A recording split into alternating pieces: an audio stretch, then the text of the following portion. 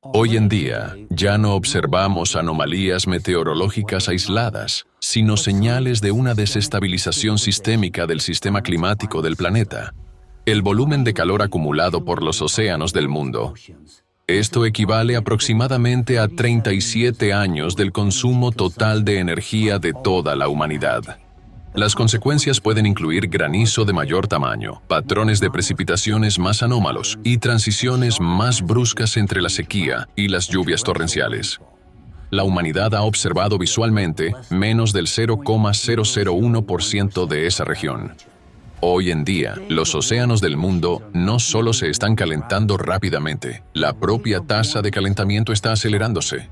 Los micro y nanoplásticos, al contaminar tanto el océano como la atmósfera, interfieren en los procesos de intercambio de calor, intercambio de gases, formación de nubes y en el ciclo hidrológico. A la naturaleza le es indiferente lo cómodas que puedan sentirse las instituciones o cómo se diseñen las estrategias políticas. La física de estos procesos continúa desarrollándose conforme a sus propias leyes, independientemente de nuestras dudas.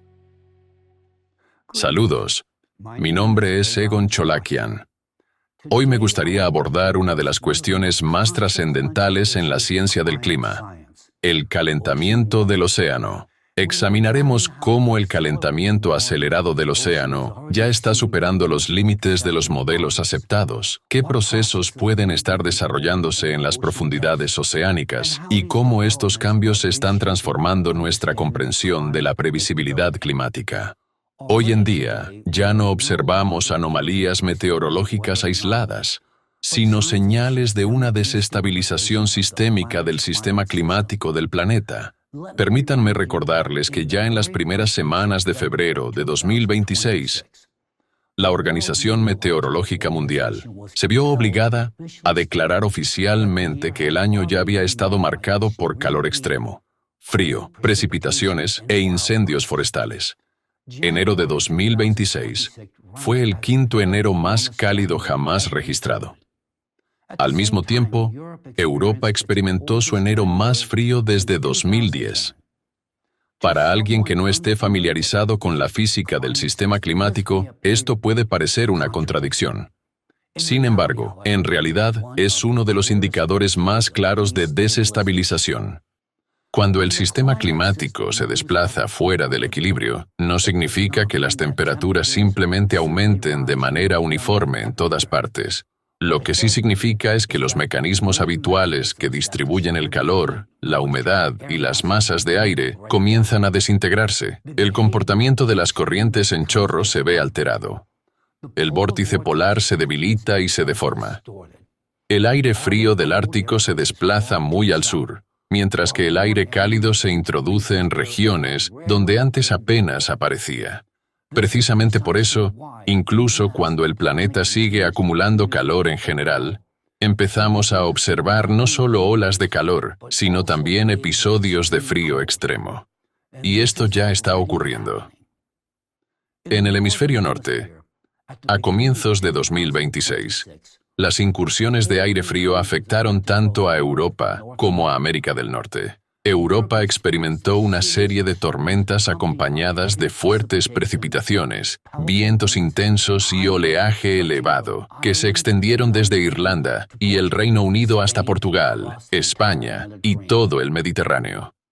Al mismo tiempo, el hemisferio sur registraba calor extremo que alimentó incendios forestales masivos en Australia, Chile y la Patagonia. En el sureste de África, las lluvias torrenciales provocaron inundaciones destructivas, especialmente en Mozambique. Allí, las inundaciones afectaron al menos a 600.000 personas.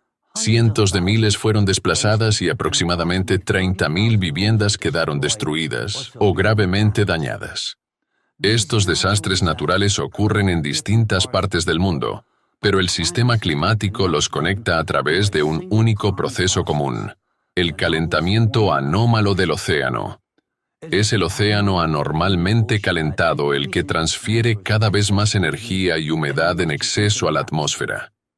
A partir de este excedente de calor y humedad comienzan a formarse tormentas, lluvias torrenciales y olas de calor y de frío extremo. Sin embargo, es importante comprender que el océano no se calienta, ni interactúa con la atmósfera en condiciones estériles.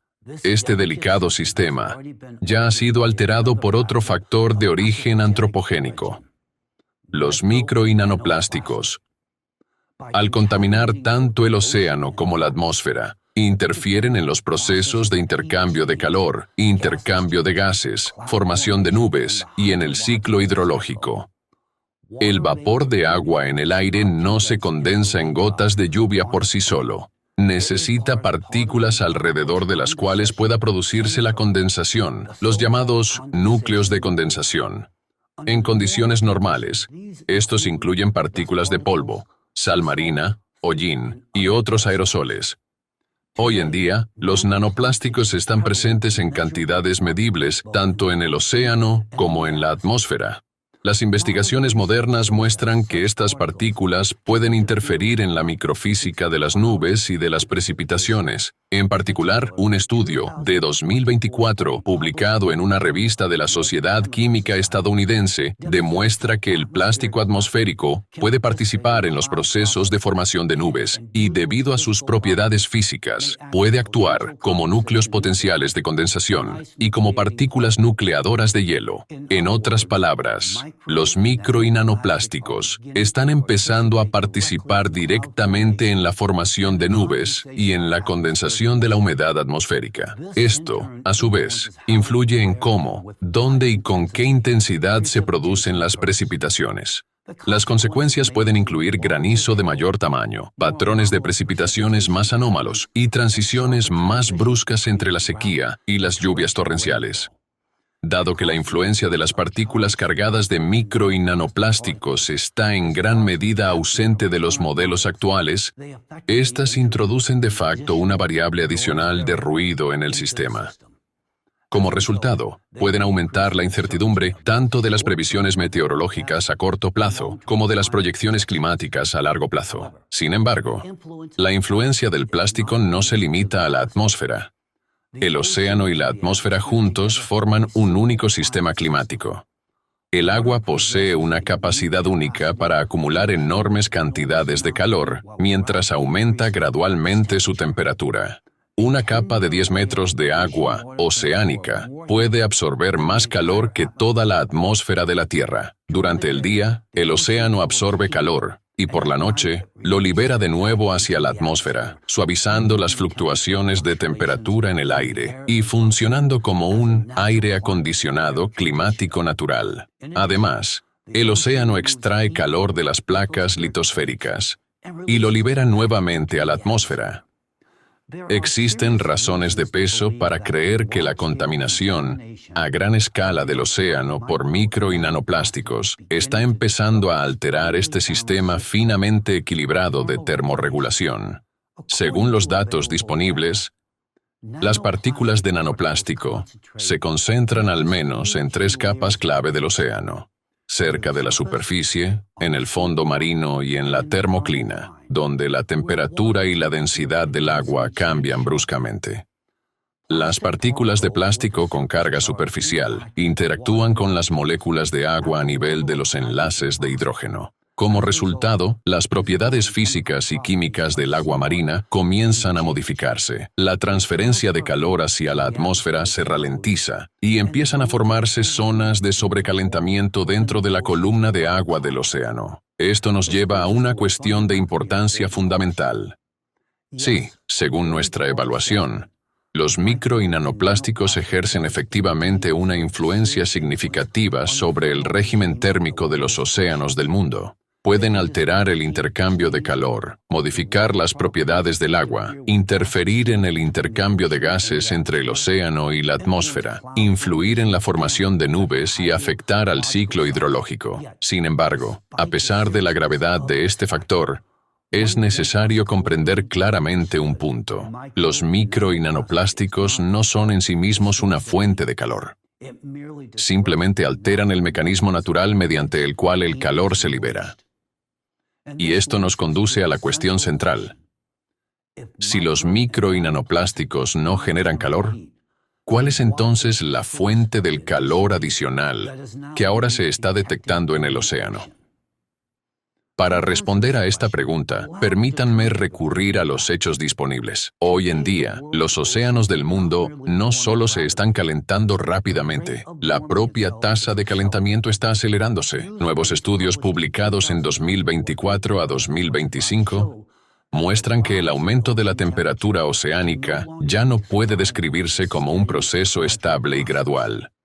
El ritmo del calentamiento en sí mismo está aumentando. Según un estudio de 2024 publicado en la revista Nature Communications por científicos italianos, el océano acumuló de manera constante cantidades crecientes de calor entre 1961 y 2022, y la aceleración de este proceso fue estadísticamente significativa. Otro estudio realizado en 2025 por científicos de la Universidad de Reading concluyó que la superficie del océano se está calentando ahora aproximadamente 4,5 veces más rápido que a finales de la década de 1980.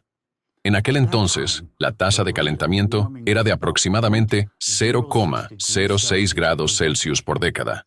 Hoy, sin embargo, ha alcanzado aproximadamente 0,27 grados Celsius.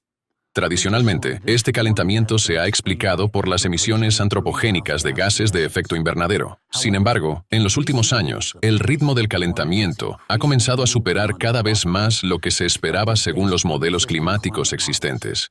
Precisamente por ello resulta especialmente significativo que los propios científicos hayan empezado a señalarlo de manera directa.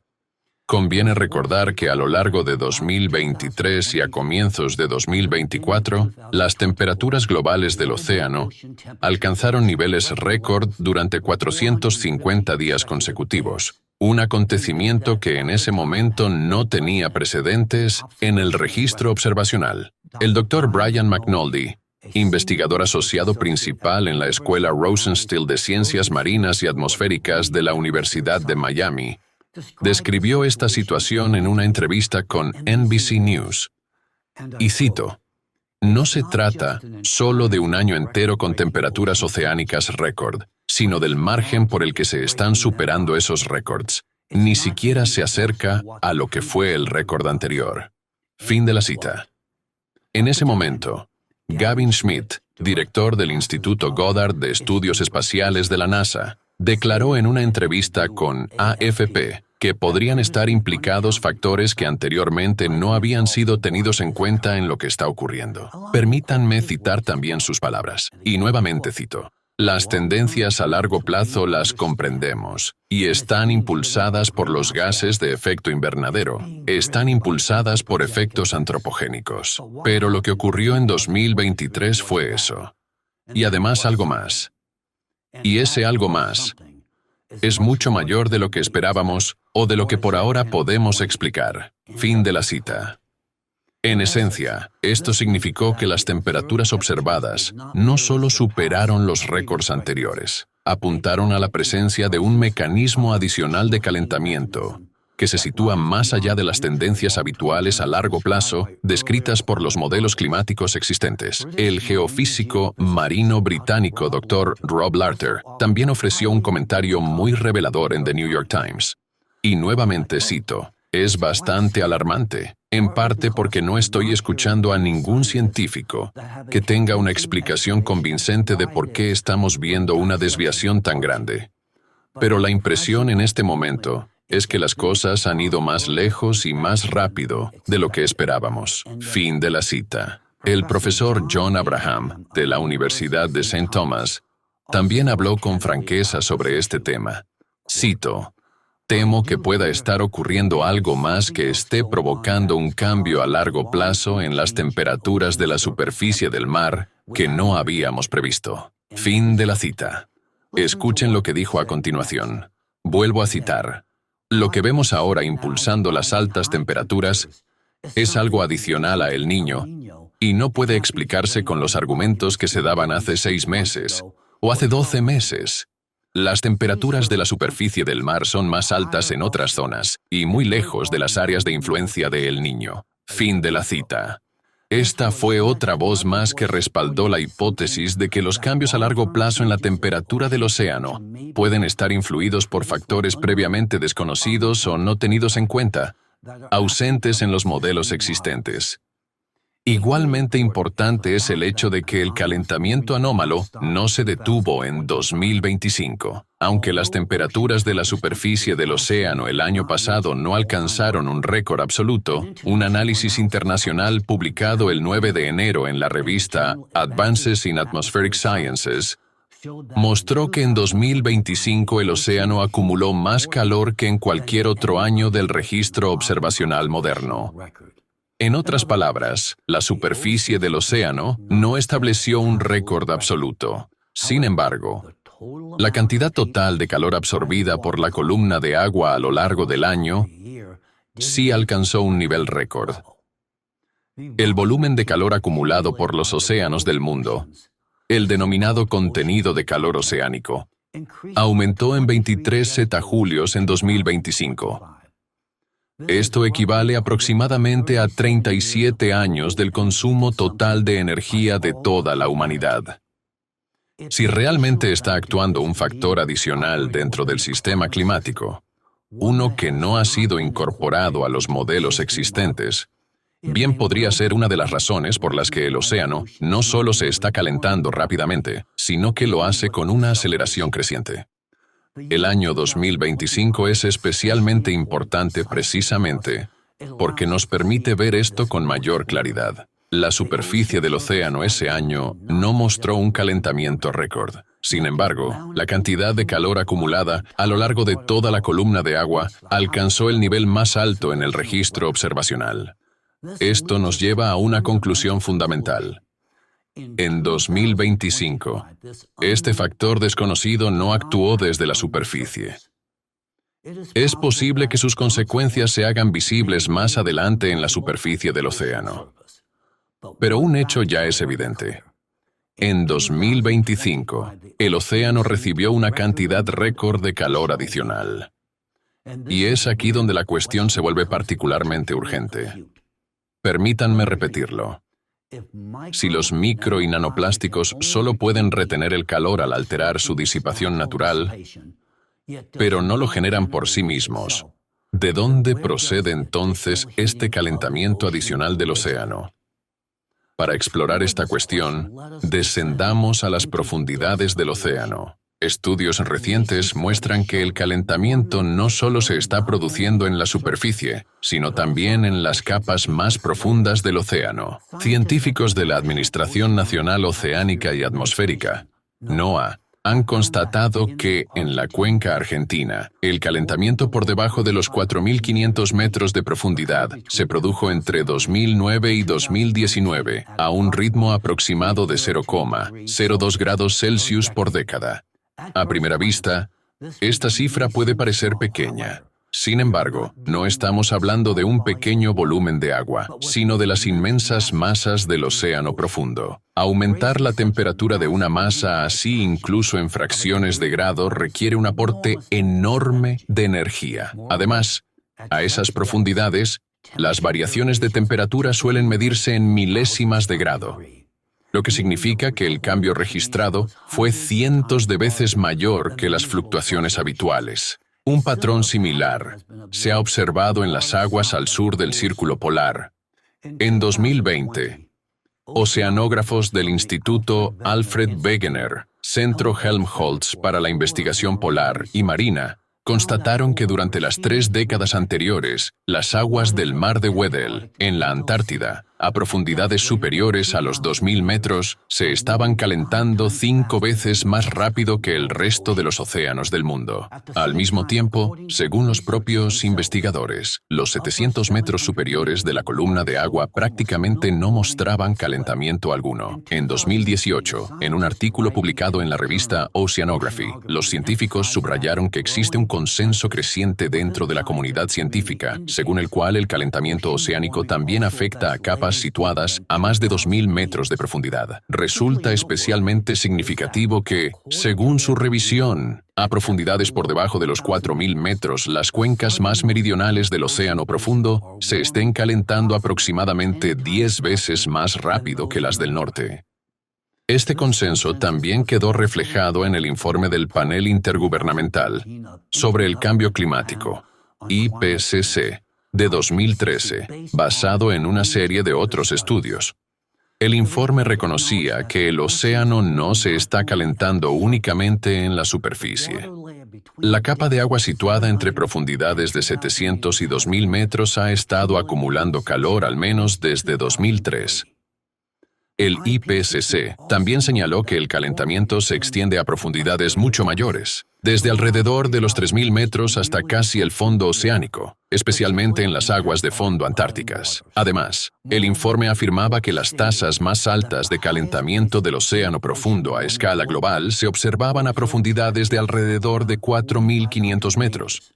En otras palabras, estamos hablando, en la práctica, de un calentamiento que se produce muy cerca del lecho marino. Al mismo tiempo, el IPCC subrayó que el océano profundo está mucho menos estudiado que la superficie, ya que los datos disponibles de esas profundidades siguen siendo extremadamente limitados. No obstante, el informe destacó que el calentamiento de las aguas profundas y de fondo forma parte del panorama general. El océano está absorbiendo progresivamente el exceso de calor en capas cada vez más profundas, asumiendo más del 90% del desequilibrio energético del sistema climático. Desde mi perspectiva, el debate debería haberse ampliado hace tiempo más allá del calentamiento superficial para incluir los cambios en las capas más profundas del océano. Este es un punto de importancia fundamental. La radiación solar no puede servir como una explicación suficiente para el calentamiento de las capas profundas del océano. La luz solar penetra en la columna de agua solo hasta una profundidad aproximada de 200 metros, y aun teniendo en cuenta la mezcla vertical, la influencia del calentamiento superficial puede extenderse como máximo hasta alrededor de los 700 metros. Una hipótesis ampliamente aceptada sostiene que las aguas superficiales son calentadas primero por el Sol y la atmósfera, tras lo cual la circulación global transporta gradualmente ese calor hacia capas más profundas. Sin embargo, los resultados de un estudio reciente de la Universidad Oceánica de China ponen seriamente en cuestión este esquema. Los investigadores identificaron un fenómeno que describieron como olas de calor marinas subsuperficiales. Descubrieron que aproximadamente un tercio de todas las olas de calor marinas no aparece en absoluto en la superficie del océano. Otro aproximadamente la mitad solo es visible en la superficie durante determinadas fases de su desarrollo, permaneciendo oculta dentro de la columna de agua en otras etapas. Si la atmósfera fuera la principal fuente de calor, sería razonable esperar que las anomalías térmicas aparecieran primero en la superficie y luego se propagaran hacia abajo. Sin embargo, las observaciones revelan un patrón diferente. Una parte sustancial de las olas de calor existe independientemente del calentamiento superficial. Todo ello apunta a la necesidad de considerar seriamente la posibilidad de una fuente adicional de energía que actúe desde abajo. El problema es que esta parte del océano sigue siendo la menos estudiada. Las regiones de aguas profundas son extremadamente difíciles de acceder y extraordinariamente costosas de investigar. En muchos casos, las temperaturas a grandes profundidades no se miden de forma continua, sino únicamente durante expediciones científicas poco frecuentes, que pueden realizarse una vez cada varios años o incluso una vez por década. La bióloga marina y oceanógrafa Sylvia Earle suele comentar, y cito, «Conocemos mejor la superficie de Marte que los fondos de nuestros océanos». Fin de la cita. Hasta el día de hoy, lamentablemente, la ciencia no ha establecido un medio sistemático para monitorizar los cambios que se producen directamente en el fondo oceánico. Las boyas Argo estándar suelen operar solo hasta profundidades de unos 2.000 metros, mientras que la profundidad media del océano es considerablemente mayor, y los procesos más relevantes para nuestro análisis pueden estar ocurriendo cerca del propio lecho marino. En mayo de 2025, investigadores de la Ocean Discovery League publicaron un artículo sobre nuestro limitado conocimiento del océano profundo. El texto señala que, aunque las zonas oceánicas situadas a más de 200 metros de profundidad cubren aproximadamente el 66% de la superficie del planeta, la humanidad ha observado visualmente menos del 0,001% de esa región. Esto corresponde a una superficie aproximadamente una décima parte del tamaño de Bélgica. Y, lamentablemente, esto implica algo de gran importancia. Seguimos observando el fondo oceánico no como un sistema monitorizado de forma continua, sino como un inmenso territorio oscuro que solo se ilumina ocasionalmente con el haz de una linterna. En la pantalla pueden ver ahora un mapa que muestra la actividad de las inmersiones en aguas profundas entre 1958 y 2024, tomado del artículo mencionado anteriormente. Los colores que van del amarillo al púrpura sobre el fondo gris indican el número de inmersiones de sumergibles de aguas profundas por cada 250 kilómetros cuadrados, y no la superficie real que ha sido observada visualmente. El área realmente observada de forma directa en el fondo marino es demasiado pequeña para representarse en un mapa a esta escala. Esto significa que podríamos estar pasando por alto no solo formas del relieve o ecosistemas individuales, sino también la propia dinámica energética de este vasto territorio, en gran medida inexplorado. Entonces, ¿cuál podría ser este factor oculto que añade calor al océano desde abajo? En oceanografía, este factor se conoce desde hace mucho tiempo. Se trata del calor geotérmico, el calor que entra en el océano a través de la corteza oceánica desde el interior de la Tierra. El fondo oceánico no es simplemente un límite frío. En muchos lugares es un entorno geológico activo a través del cual la energía se transfiere continuamente al agua. Es precisamente en el fondo del océano, sobre el que aún sabemos tan poco, donde permanece insuficientemente estudiado un gran número de estructuras geológicas: volcanes submarinos, fallas tectónicas, dorsales oceánicas y fuentes hidrotermales. Esto representa una enorme parte de nuestro propio planeta, oculta bajo el agua. En estas zonas de actividad volcánica y tectónica, el flujo de calor geotérmico alcanza sus valores más elevados. Tradicionalmente se ha asumido que el flujo de calor geotérmico es demasiado pequeño en comparación con la energía solar, como para influir de manera significativa en el calentamiento global del océano. Por esta razón, el calor procedente del interior de la Tierra a menudo se ha considerado un factor de fondo secundario y casi constante. Sin embargo, permítanme aclarar algo muy importante. El calor que asciende desde el interior de la Tierra a través del fondo oceánico desempeña un papel mucho más relevante en la configuración de los procesos del océano profundo de lo que comúnmente se ha supuesto, aunque a escala global el debate sobre el calentamiento se centre con mayor frecuencia en factores antropogénicos. Por ejemplo, la modelización numérica que incluye el flujo de calor geotérmico muestra que la circulación de las aguas frías de fondo cerca de la Antártida se vuelve aproximadamente un 33% más intensa que en las simulaciones que excluyen el calentamiento del lecho marino. Los experimentos numéricos también demuestran que incluso un aporte de calor desde abajo realista y relativamente débil puede elevar la temperatura de las aguas de fondo hasta en 0,4 grados Celsius y alterar de manera significativa el régimen térmico en las capas más profundas del océano. Dado que el agua más cálida tiene menor densidad, este calentamiento reduce la estabilidad de la estratificación oceánica y puede influir de forma notable en los patrones de circulación de las aguas profundas y frías. Y en este punto, estamos hablando únicamente de cálculos que utilizan valores de fondo del flujo de calor geotérmico, valores que normalmente se suponen constantes en el tiempo. Pero consideren lo siguiente: ¿podría ese flujo de calor cambiar, concretamente aumentar por alguna razón? Para mis espectadores habituales, la respuesta debería ser un evidente sí. Cuando hablamos de actividad tectónica, procesos magmáticos, vulcanismo submarino y sistemas hidrotermales, así como del ascenso del magma hacia la superficie de la corteza oceánica, el flujo total de calor procedente del interior de la Tierra puede efectivamente intensificarse. Esto adquiere una relevancia especial si recordamos que la Tierra está atravesando actualmente un período de intensificación de la actividad geodinámica, un tema que he abordado ampliamente en mis intervenciones anteriores. Durante estos periodos de activación geodinámica, el flujo de calor que entra en el océano desde el fondo marino también puede aumentar, y a través de varios mecanismos diferentes. En primer lugar, se intensifica la entrada de calor a través de la propia corteza oceánica.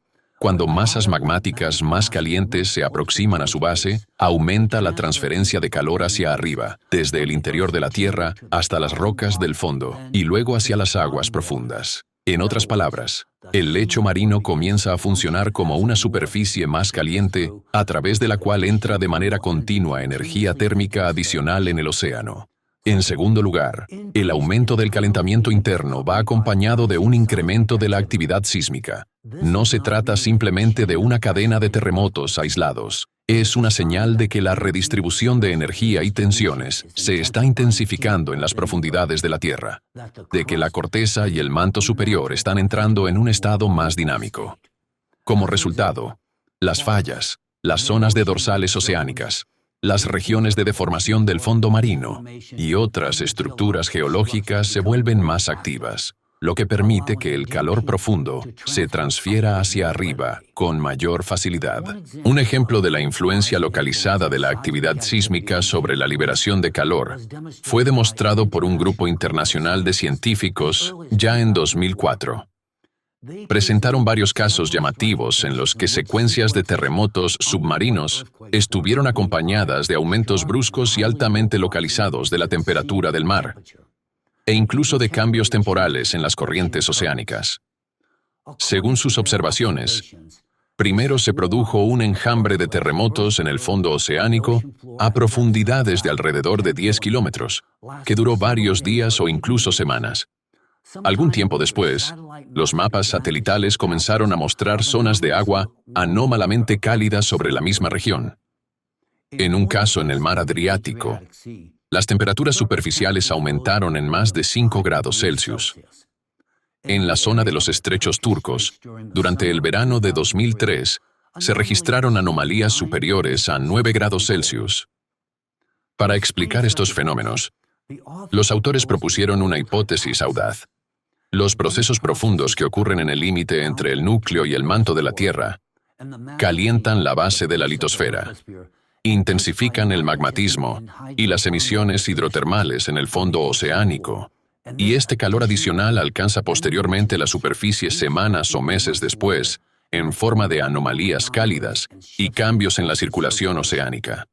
Sobre esta base, sugirieron que tales episodios pueden contribuir a determinados eventos extremos, como veranos inusualmente calurosos, e incluso desempeñar un papel en tendencias más amplias de calentamiento. Estudios posteriores aportaron un respaldo adicional a esta idea. Por ejemplo, un estudio de 2010 demostró una relación bastante sólida entre los terremotos y la variabilidad climática en el Océano Pacífico ecuatorial. Los investigadores analizaron más de 30 años de observaciones, desde 1973 hasta 2008, comparando dos series temporales, la actividad sísmica en el Océano Pacífico y las fluctuaciones del clima tropical, incluidos los episodios de El Niño. Su análisis mostró que los episodios de aumento de la actividad sísmica y los incrementos en la energía sísmica total liberada generalmente precedían a los picos del Niño en aproximadamente 1,5 años. En otras palabras, los picos característicos de la actividad sísmica y los picos de la fase cálida en el Océano Pacífico no solo se correspondían entre sí, sino que además estaban sistemáticamente desplazados por un intervalo temporal bastante estable. A lo largo del periodo de observación de 30 años, los autores también constataron que la energía sísmica liberada en el Océano Pacífico se había, en promedio, aproximadamente duplicado. Un análisis similar fue realizado por el profesor Arthur Viterito, doctor en Ciencias Geográficas y especialista en Geografía Física y Clima. Comparó dos indicadores: el número de terremotos con magnitudes superiores a 4.5 que se producen en el fondo oceánico y los cambios en la temperatura atmosférica global. Según sus conclusiones, a partir de 1995, el número de estos terremotos a lo largo de las dorsales oceánicas comenzó a aumentar.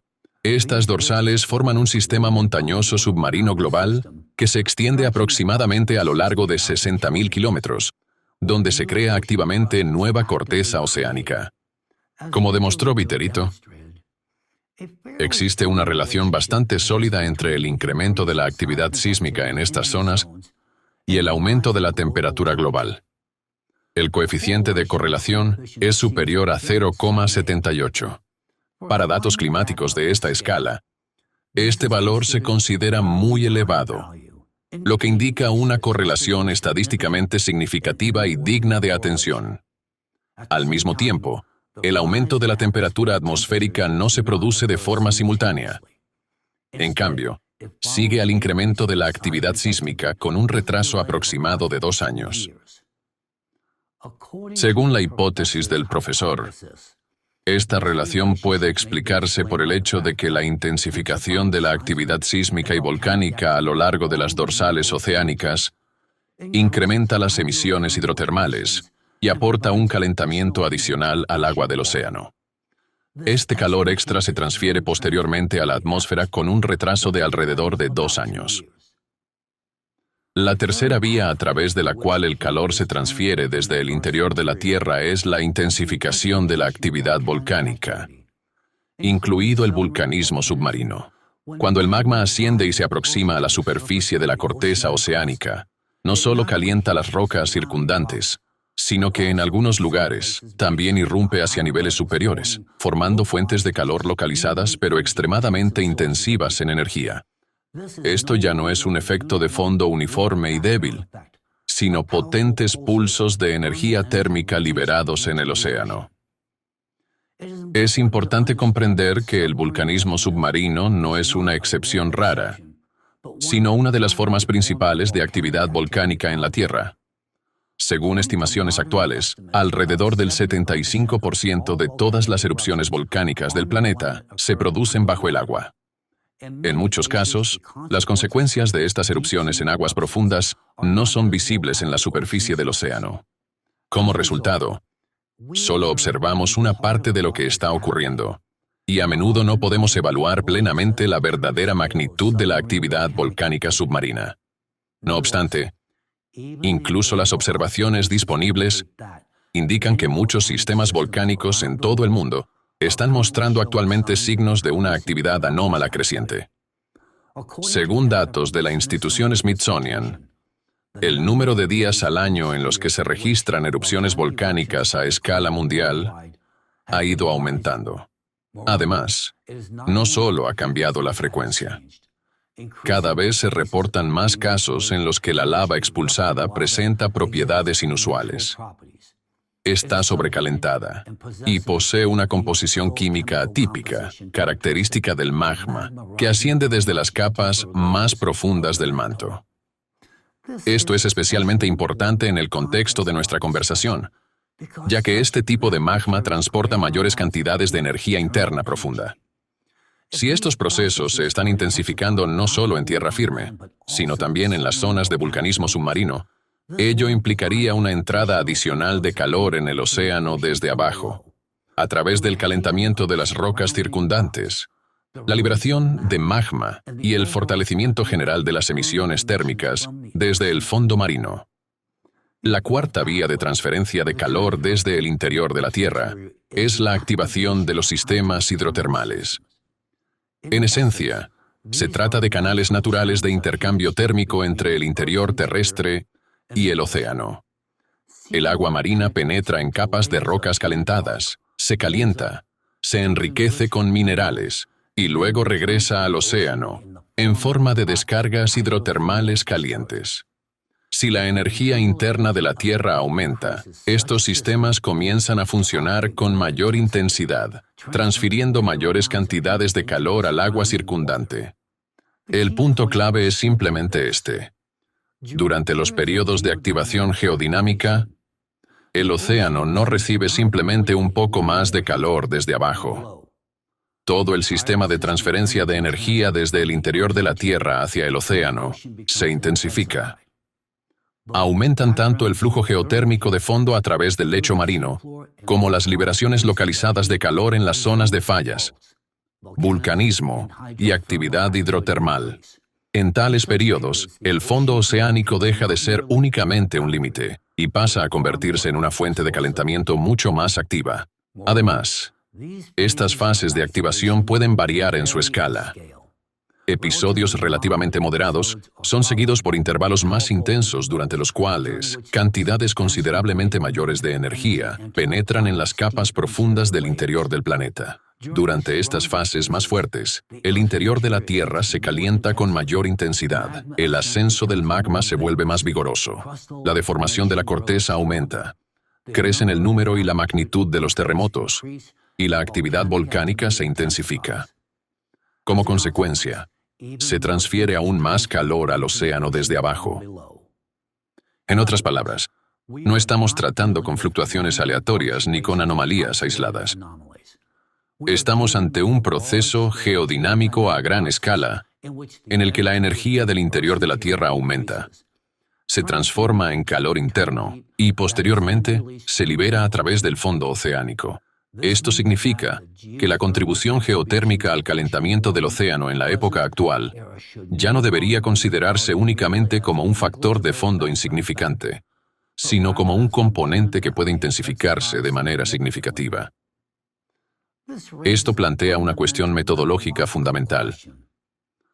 Aunque numerosos estudios científicos ya demuestran de manera convincente que la energía geotérmica contribuye de forma significativa al calentamiento del océano, este componente sigue estando en gran medida ausente en la mayoría de los modelos existentes sobre el calentamiento oceánico y los cálculos climáticos. No ha llegado el momento de reconsiderar este aspecto y comenzar al menos a probar de manera sistemática escenarios en los que el flujo geotérmico variable se incluya como un factor amplificador independiente. El calentamiento anómalo del océano no es un asunto trivial. Intensifica directamente las inundaciones, las precipitaciones extremas, el granizo, las tormentas, los vientos violentos y los huracanes. Si el océano se está calentando no solo desde arriba, sino también desde abajo, debido a una entrada adicional de calor profundo, entonces ignorar este mecanismo ya no es prudencia científica. Se convierte en una forma peligrosa de ceguera. ¿Estamos realmente preparados para esperar hasta que el océano se caliente hasta el punto en que los fenómenos extremos conocidos comiencen a transformarse en una clase completamente nueva de intensidad? ¿Megatornados, megatormentas y megahuracanes? Permítanme, por favor, repetirlo. El calentamiento del océano no se está produciendo de forma lineal, se está acelerando. En este contexto, resulta verdaderamente sorprendente lo fácilmente que seguimos confiando en modelos que ya llevan varios años quedándose rezagados respecto a la realidad observada. Uno empieza a preguntarse si su valor predictivo no ha sido abandonado silenciosamente, en lugar de reconocer abiertamente que quizá haya llegado el momento de revisar los propios modelos. Y aquí debo volver una vez más a la cuestión de los micro y nanoplásticos. Durante millones de años, la Tierra dispuso de un poderoso sistema de autorregulación, una especie de sistema inmunológico planetario natural. Uno de sus componentes centrales eran los océanos del mundo, que funcionaban como un termorregulador planetario.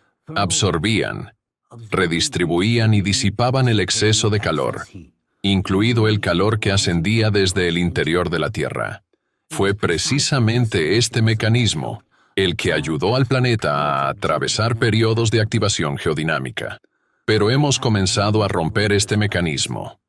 Uno de los factores más peligrosos es la contaminación a gran escala del océano por micro y nanoplásticos. Ya no estamos hablando simplemente de residuos que flotan en el agua. Estamos hablando de una sustancia que interfiere en la propia física del intercambio térmico oceánico.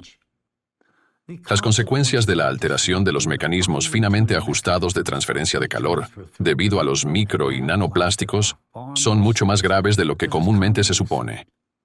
El océano no solo se está calentando. Ahora es menos capaz de liberar calor. incluido el calor que normalmente escaparía del interior de la Tierra durante los periodos de actividad geodinámica. Esto significa que las placas litosféricas se enfrían con menor eficacia, mientras que una parte del calor interno profundo comienza a acumularse dentro del sistema. Esto representa una interferencia profunda en el mecanismo de termorregulación del planeta, creando el riesgo de que el actual periodo de actividad geodinámica pueda volverse más intenso que cualquier otro observado anteriormente en la Tierra. Como resultado, nos enfrentamos a un nuevo tipo de crisis combinada. La fuente del calor adicional reside en la intensificación de la actividad geodinámica de la Tierra, mientras que los micro y nanoplásticos bloquean simultáneamente los mecanismos naturales que disipan este calor y alteran los procesos atmosféricos. La humanidad aún no está preparada para una crisis de este tipo. Hoy en día, la ventana de oportunidad para actuar ya no se mide en décadas. Se mide únicamente en años. Y lo digo no como una figura retórica, sino basándome en la velocidad de los cambios que ya estamos observando. El calentamiento acelerado del océano, la profundización de las anomalías meteorológicas, la intensificación de la inestabilidad sísmica y volcánica, y la continua acumulación exponencial de micro y nanoplásticos en la hidrosfera y en la atmósfera. En un contexto en el que el propio océano está cambiando con tanta rapidez, seguir abordando estos problemas al ritmo de negociaciones interminables conlleva riesgos graves. Resulta difícil justificar otros 10 o 20 años dedicados a debatir si nuevos factores son convenientes de reconocer o si encajan ordenadamente en los modelos existentes. A la naturaleza le es indiferente lo cómodas que puedan sentirse las instituciones o cómo se diseñen las estrategias políticas. La física de estos procesos continúa desarrollándose conforme a sus propias leyes, independientemente de nuestras dudas. Les invito a reflexionar seriamente sobre ello, porque merece la pena luchar por la vida.